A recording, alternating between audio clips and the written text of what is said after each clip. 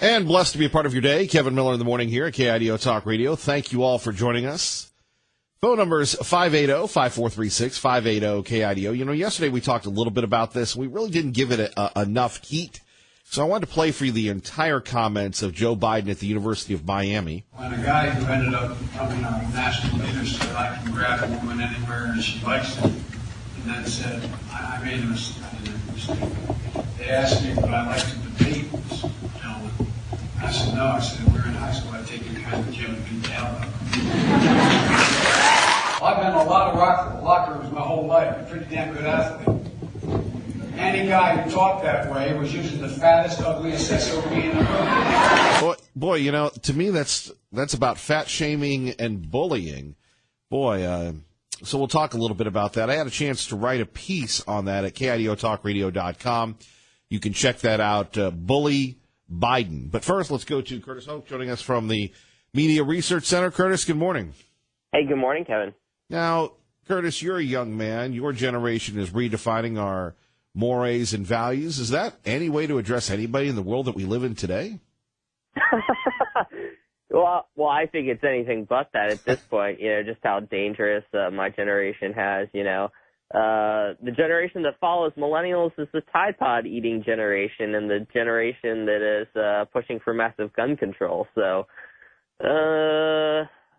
you know, I sometimes hang my head in shame when talking about millennials. Indeed. So what do you make of Joe Biden rolling then and deciding that he's going to be a tough guy here?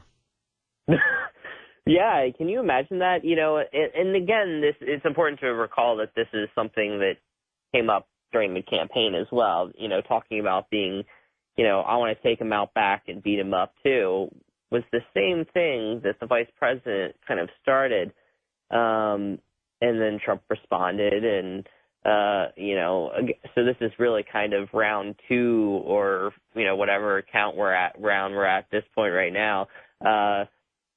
Again, this is the left, you know, they're not really interested in, you know, following the kind of faux mantra of Michelle Obama when they go low, or when we think they go low, we go high, they go lower. This is the left, you know, they're interested in kind of this macho, you know, ready to rumble kind of thing, manhood measuring contest. It's just,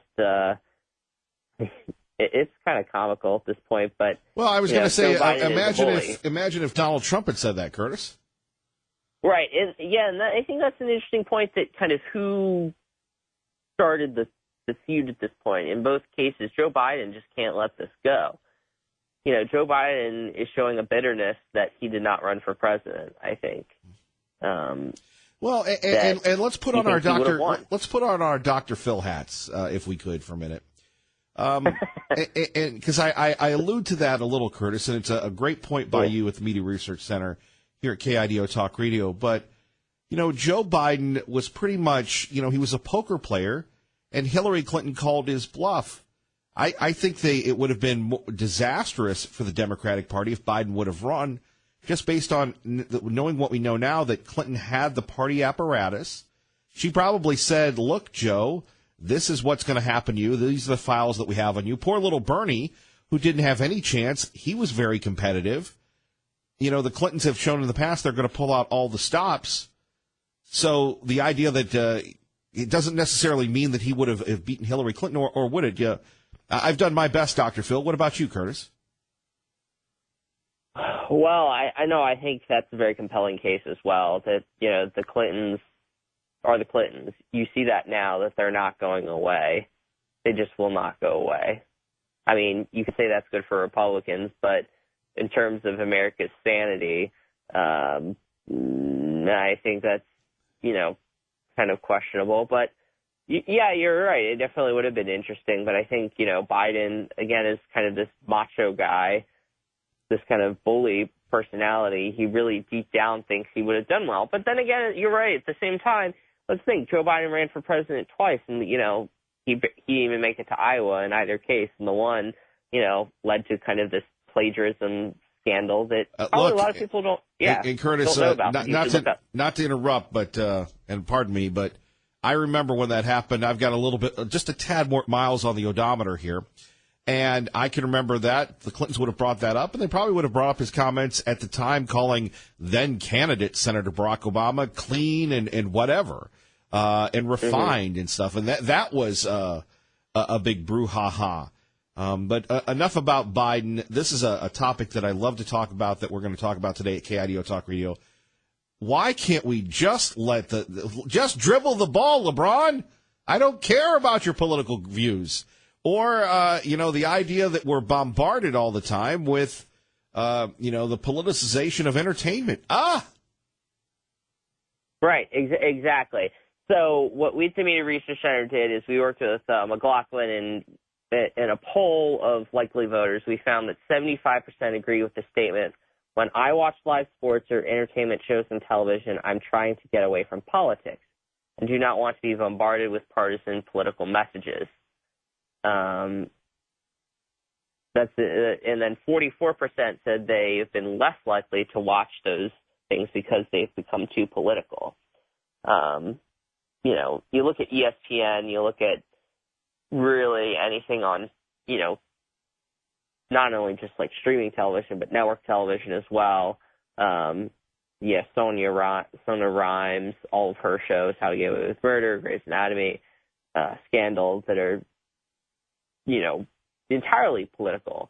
And you look at, as I say, with ESPN and Woke Center, basically that's what ESPN has become, or any award show.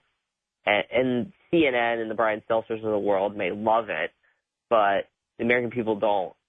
And it's really tiring, and it's exhausting. I don't know about you, but it's exhausting.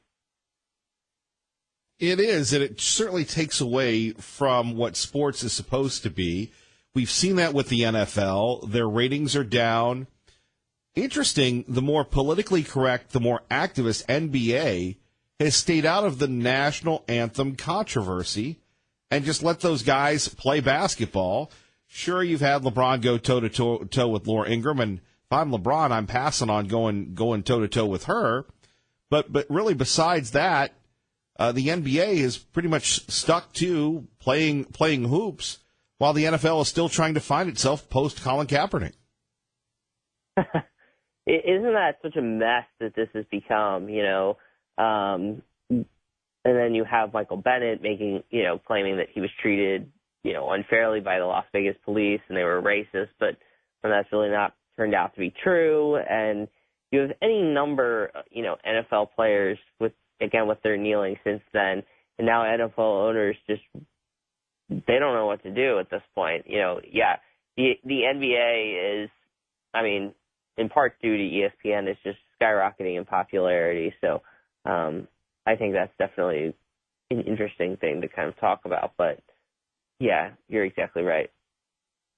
Curtis Houck joining us. So what do you make of Mark Penn's new book, a guy that was with the Clintons for years, apparently comparing them to the House of Cards characters, saying at least one of them has a one-way open marriage. I don't know how that works. I've seen books on it in movies, but Mark Penn turning on the Clintons. Well, I was going to say, I think that line, the House of Cards and the open marriage, that is definitely pretty spot on, I think. I don't know about you, but I think that's pretty good. I do not watch House of Cards, but I read about the episodes, and that sounds about right. In terms of their ruthlessness and their willingness, as we talked about earlier, kind of thinking how a Biden-Clinton matchup would have gone, they go the full mile. They play every card in the book because, it really doesn't matter whether they emerge beaten and bloodied, I guess, from any primary battle. They want to win. And that's the Clintons. They win at all costs, no matter how many, people they have to tick off or how many policy positions that they have to change. They do what's necessary to win. And we all know about Bill Clinton's philandering. Again, we have CNN, Jennifer Granholm, God bless her, last night on CNN saying, have we ever seen anything like this from a president before? Right. Yeah, his name is Bill Clinton. Curtis Houck joining us from the Media Research Center. Kevin Miller in the morning. Curtis, you're wise beyond your years. Stormy Daniels and CNN interviewing adult entertainers as if this is some type of newsworthy thing. Yet this is the same network that stuck by Bill Clinton during the Monica Lewinsky scandal. And Jennifer Granholm, shame on her. She knows better than that. She was either a governor or on her way to being the governor of Michigan when that went down. So the hypocrisy here, and here's the thing, Trump has never claimed to be anything than what he is, a roguish playboy. It doesn't excuse his actions. But as the lesson that we learned from impeachment and all during the Clinton years is somebody's private life is their own business as long as they're doing their job publicly. Well, who cares? Right. I mean, I think that's what a lot of Trump voters that's where they are at this point. You know, they're willing to take President Trump and for who he is and, you know, kind of take it or leave it. And a lot of people decided to take it. And that's the decision that they have made at this point. And the left has kind of flip-flopped at this point, saying that we need a moral leader, and they're not interested in that anymore. Curtis Houck, always spirited. We appreciate you. Anything else you want to share with us? Oh, no, absolutely. No, it's great to be on again, Kevin. And, you know, you have a great show, and I always love being on. It's always so entertaining and always gets the juices going every morning, and I hope it does for everybody out in Boise. You have a good one, sir. Take care, Curtis. We'll have you All back. Right, take care, man. All right, our great friend Curtis Houck joining us. We'll probably be watching Curtis one day on TV. He does a great bit of writing for the Media Research Center. It's Kevin Miller in the morning here at KIDO Talk Radio. Phone number is 580-5436. 580-KIDO. I love this advice that Donald Trump would give to himself if he were 25 all over again. What advice would you give to the 25-year-old Donald Trump knowing what you know today? Don't run for president. There we have it. Okay, coming up next, the markets are going haywire. The Boy Scouts are involved in another lawsuit. And, oh, yes, China's mad. Maybe that's a good thing. How about a nice Hawaiian punch? Details next. Kevin Miller, we're just getting started on the right side. KIDO Talk Radio. To maybe something even more than that, but we have to do that. The word that I want to use is reciprocal. When they charge 25% for a car to go in, and we charge 2% for their car to come into the United States, that's not good. That's how China rebuilt itself. The tremendous money that we've paid since the founding of the World Trade Organization, which has actually been a disaster for us. It's been very unfair to us. The arbitrations are very unfair. The judging's been very unfair. And knowingly, we always have a minority, and it's not fair. So we're talking to World Trade, we're talking to NAFTA, we're talking to China, we're talking to European Union. And I will say every single one of them wants to negotiate. And I believe that in many cases, maybe all cases, we'll end up negotiating a deal. So we've spoken to China, and we're in the midst of a very large negotiation. And there we have it. Everybody is panicking because Donald Trump did what Donald Trump said he was going to do, and he whacked the Chinese. President Trump signed a memo to increase tariffs on China after a trade investigation found they steal U.S. technology. We have a tremendous intellectual property theft situation going on. A statement from the Chinese embassy said they don't want a trade war, but they won't recoil from one either.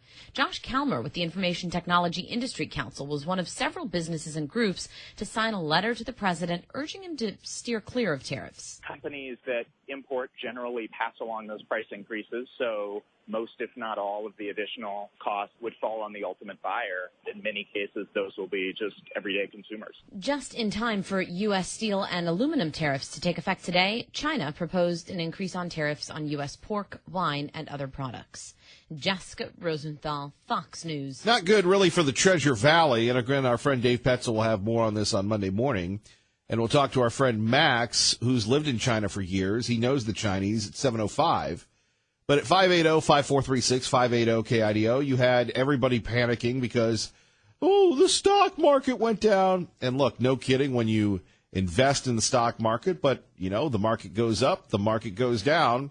And now China has decided they're going to target 128 American products, probably a few here from Idaho because we do sell to the Chinese.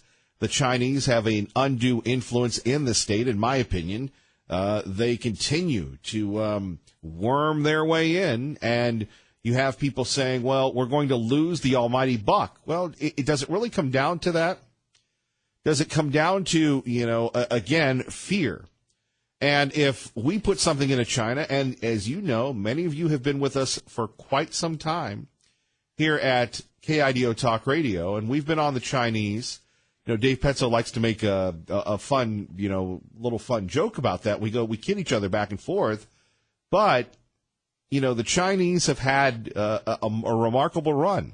And no one has had enough guts to stand up to them, because they're going to throw tariffs on our goods over there. Well, they throw tariffs on our goods over here, right? I mean, let's face it. Did you know? Hold that thought for a minute. 580-5436, 580-KIDO. Coming up, do you want to do business in China? It's not as easy as doing business in America. All things are not equal. That's next. First, 625 with Kevin Miller in the morning on KIDO Talk Radio. Let's get you to work safely. Oh, Larry. Nice to see Larry on the road again. Coming up, we'll talk about H.R. McMaster out and John Bolton in. Remember, we used to have John on quite a bit, particularly during the run-up of the 2012 election. We do appreciate that. We'll have a live report from our friends at Fox News. Remember, Fox News right here in the Treasure Valley. When you hear anything Fox, you're listening to this station, KIDO Talk Radio, where we give you the real news with the real people, right? And we've been that way for quite some time, and proudly conservative, proudly supporting the Republican agenda. Look, we love let the libs on, and the libs are nice and all, but we're for the home team. Now, get this. If you want to do business in China, did you know, and you have some type of intellectual property, you have to give everything over to the Chinese.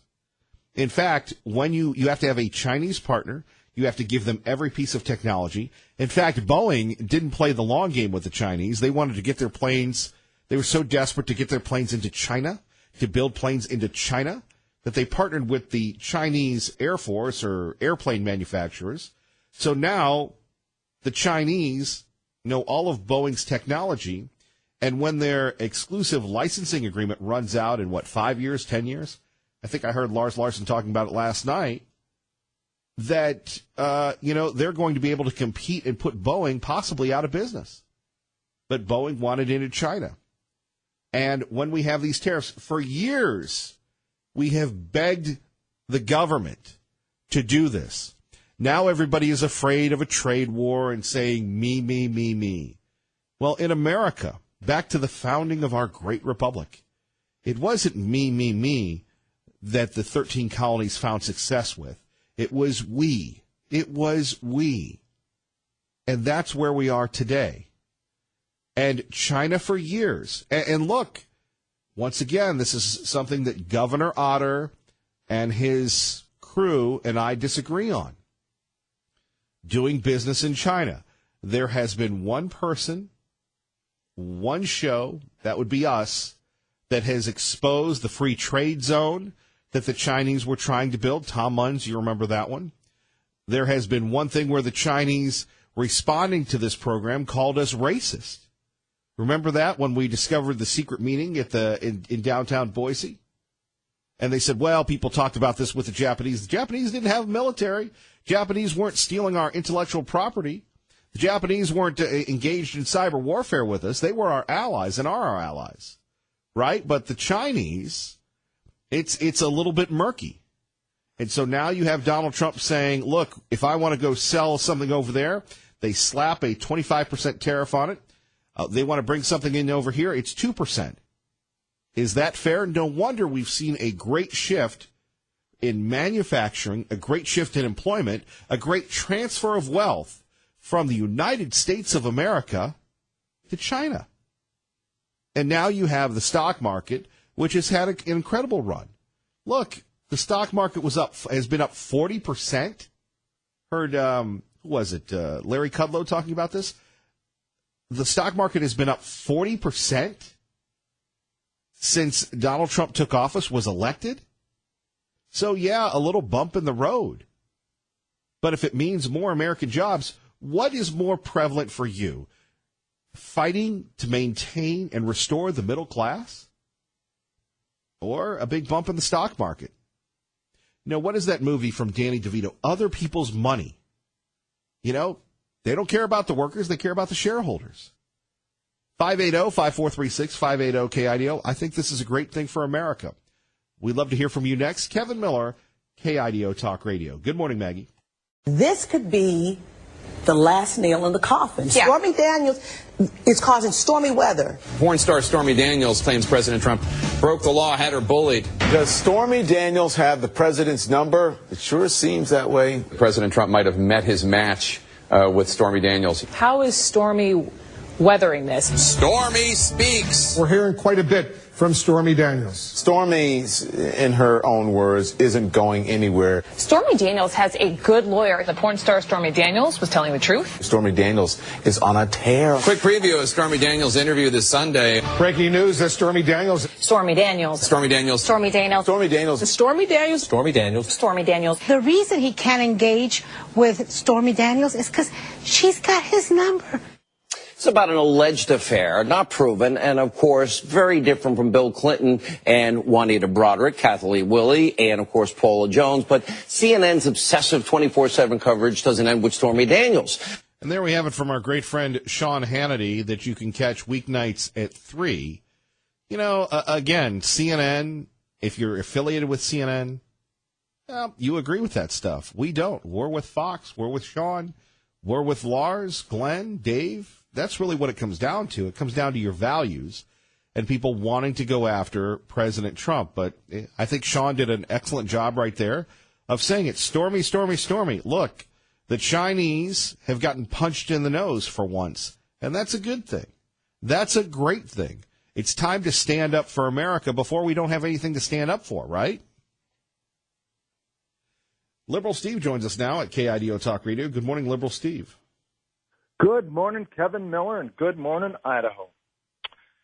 The Tariff Act of 1789, that was, Hank could probably be better at knowing why that came about, but I think that came about just to make sure the wealthy of the United States at the time were paying their due taxes on beer, wine, tobacco, etc. I don't know if fair trade, you could call it fair trade this day and age. I think it's going to mess us up pretty good, trying to put tariffs, large tariffs on Chinese goods. I think it's really, really going to slow down the market for quite some time. That's just my opinion, Kevin. Well, here's the deal. If you want to do business with the Chinese, they slap a tariff on.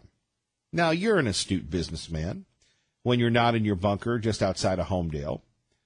So if the Chinese can slap a tariff on us, why can't we slap a tariff on them? And why do we have so many sissies that are worried about it in the stock market? Woo-hoo, the market, woo! You can't have good time Charlie all the time, can you, Liberal Steve? No, you can't. But a lot of the goods that are coming in are being sold to the manufacturers here in the United States. There's a considerable amount of product coming out of China. Not so much the goods that you and I walk into a retail store and we say, oh, we got to get that new, I wouldn't be surprised a bit if those, what do they call them, Alexa? Those little machines? Sure. I wouldn't be surprised a bit. I've never looked at them. I don't own one, but I would say that they come out of China, the majority. And just about anything on the shelf. You and I both know, and everybody out there listening knows, that you can't grab a product 10 out of 10 are going to be made in China, the United States. Hey, so it's time to start buying goods before everything goes up, number one. And number two, here's the deal. Let's start building stuff in America again. Let's make America great again. That's what I'm talking about. Exactly. Let's employ it. Let's employ Americans. And one last thing, Risch, you've been in the Senate way too long. Get the heck out of there. Oh, you're talking about the story about Cecil Andrus and the big forest. What a baby. Anyway, you stay fired up, Miller, and I don't think he should have signed that. I really don't. I think it's going to come back to really slam us. Well, you said Donald Trump wasn't going to win either, so you said he wouldn't last this long. I didn't say he wasn't going to win. All right, Stormy. I just said you're crazy or insane if you vote for the dude. Thank you, Stormy. And I don't care about his Stormy things. Come on.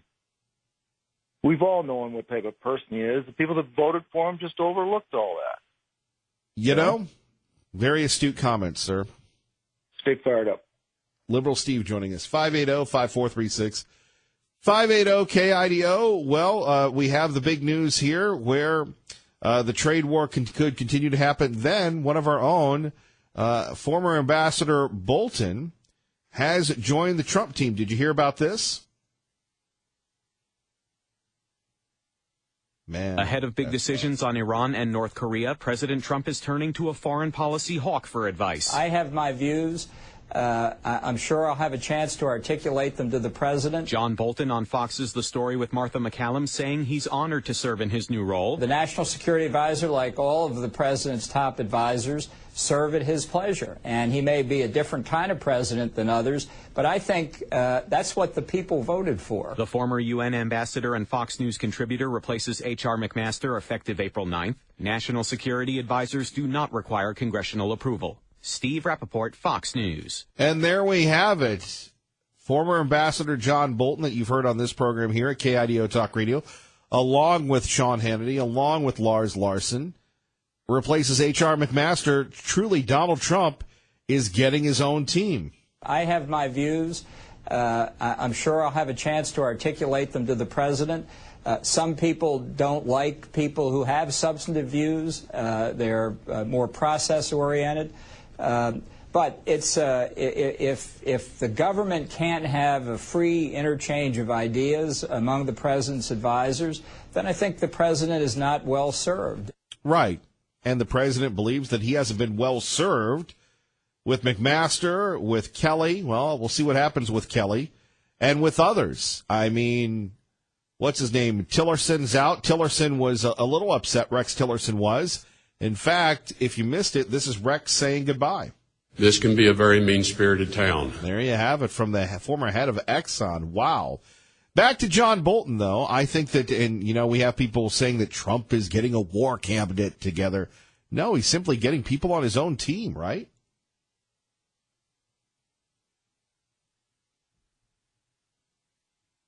Two critical roles. Number one, making sure that the president has the full range of options presented to him to make the decisions that only the president can make, and that the options have to be presented in a way that gives the president the chance to weigh the pluses and minuses of all the options being presented. I think that's key, and I think that is sometimes described as an honest broker role. I think the National Security Advisor, if the president wants to hear his opinion, will give it as well.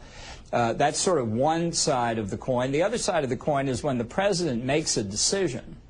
The National Security Advisor is, among others, but certainly one of the leading implementers of the decision, making sure that the bureaucracies out there get the decision and implement it. And there we have it, 580-5436, 580-KIDO. John Bolton replacing H.R. McMaster. Trump smacking the Chinese, the market's reacting. By the way, Krista Huff will be joining us coming up in the 8 o'clock hour. Really looking forward to hearing what she had to say. Remember, she predicted that there would be a correction as well. So we have Krista Huff. We have our friend Max coming up. He lived in China for years. We'll hear what he has to say. And, by the way, if you didn't get a chance yesterday to comment on Joe Biden being a bully, we have this for you. When a guy who ended up becoming a national leader said, I can grab a woman anywhere and she likes it, and then said, I made a mistake. They asked me would I like to debate this gentleman. I said, no. I said, we're in high school. I take you kind of Jim and tell them. I've been in a lot of locker rooms my whole life. I'm a pretty damn good athlete. Any guy who talked that way was usually the fattest, ugliest SOB in the room. You know, it's interesting because we're taught that we're not supposed to make fun of people, we're not supposed to call out people, and you could hear how uncomfortable these kids were at the University of Miami with the former vice president.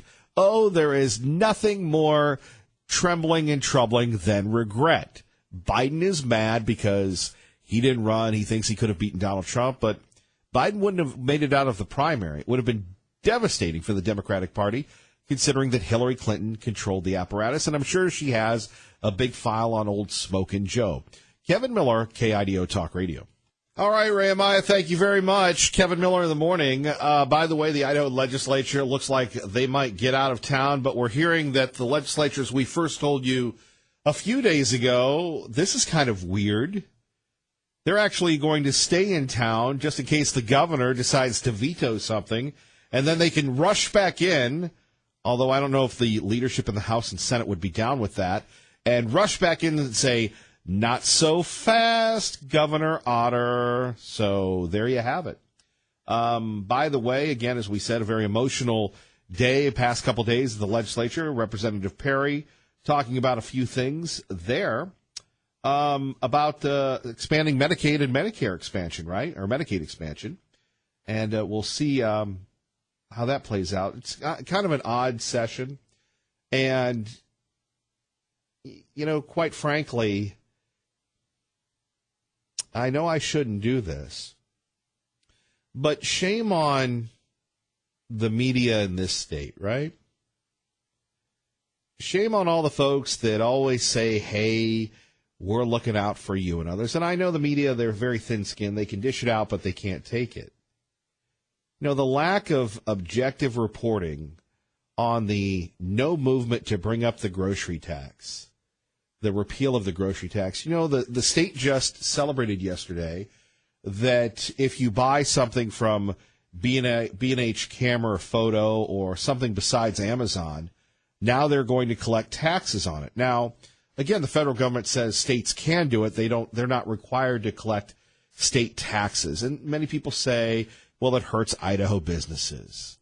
Well, there are a lot of things that hurt Idaho businesses, and I get that. And you have to compete, and you have to add value, and you have to have relationships. But celebrating, hey, we're sticking it to people that buy stuff online because we're looking out for the small business person.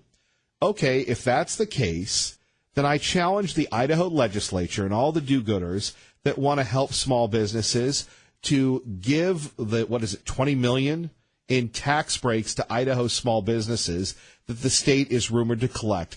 Never mind the taxes that they get from Amazon as well. You know, that's one of the biggest criticisms that we've heard, that Idaho is very non-business friendly. You hear that with Governor Alquist. You hear that with Congressman Labrador in their ads, and you hear it from Steve Pankey, who wants a relationship with Israel, right?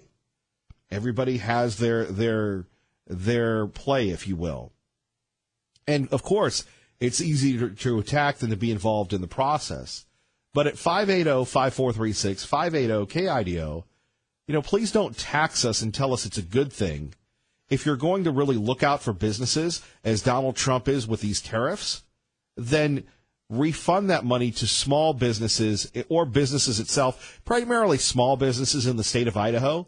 But to say, hey, everybody, we're taxing the internet. Is anybody happy about that? I certainly am not. I know you're not. You know, that's the great thing about going online, is there's no sales tax, right? Except with Amazon, and that was hailed as a big thing. Crazy times. Number one. Number two, where was the repeal of the grocery tax? Let's face it, Governor Otter has had a great run. And sure, I'll probably run into Governor Otter one day, and he's a very charismatic young man. In fact, I would argue he's the most influential political figure in Idaho politics. People will say Cecil Andrus, but Governor Otter ruled the state through much more difficult times. Governor Otter faced the Great Recession, whether you like Governor Otter or not, very pro-life. There are a lot of positive things about Governor Otter. On the other hand, when you're taking a look at ruling the legislature, I don't think anybody's had as much control as Governor Otter. And with all due respect, I politely disagree with the folks in the House and the Senate that were afraid to upset him because they were afraid of him vetoing the repeal of the grocery tax. See, to me, this largest tax increase, it doesn't do anything for me. What is it, 0.5%? Does it do anything for you? Not really. It's business as usual in the legislature. So I don't think they're going to get a bump out of that. So my say, good riddance. And by the way, here's another one. If you pass this trespassing bill, that's not going to be popular either. That is not getting a lot of attention. So what does it say? Now, it's funny. The legislature that has been afraid of the governor, and let's call it for what it is. They've been afraid of the governor the entire session. They're going to stick around to override a veto? Do they really want to sell that to us? Now, maybe I'm wrong. We have a lot of conservative legislators and some progressives that listen to this program. That's where you're welcome to call in at 580-5436, 580-KIDO. Our time is 6:57. Let's get you to work. And Kevin Miller in the morning here. Phone number is 580-5436, 580-KIDO, as we get ready for the campaign season, which will officially, you're going to think, Kevin, it's been going for quite some time. Well, after the legislature, it's going to be non-stop politics till the 15th. Yes, we're excited about our school season. Yes, we're excited about Miller's mission and a couple other ideas.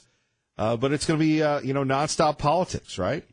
And one thing I have to say is, as someone who lives to be with you and lives to talk about things that keep your attention, because it's the competition for your attention each and every day gets more and more, whether it's on the radio or anywhere else, is I have to say the new television ad by Lieutenant Governor Brad Little, I think, is very effective. I really want to know what diner they shot that in.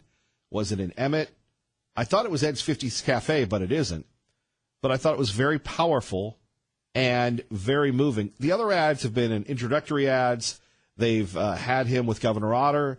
But there you see Brad Little one-on-one. I think they're very impactful, very effective. Probably the most powerful Brad Little ads that I've seen. And again, we'll see how it plays out with the race. A lot of competition. And our very mission is to make sure that each and every morning you get the latest news, information, and, of course, your chance to talk, interact with these folks as well. But big ups to the Little campaign on that one. I thought it was very impactful. And we're electing Brad Little, and I think they should focus in on that. But, again, there's some unsolicited advice, and, well, I guess that's what this program's about. Anyway, Fox News next. KIDO Talk Radio, good morning.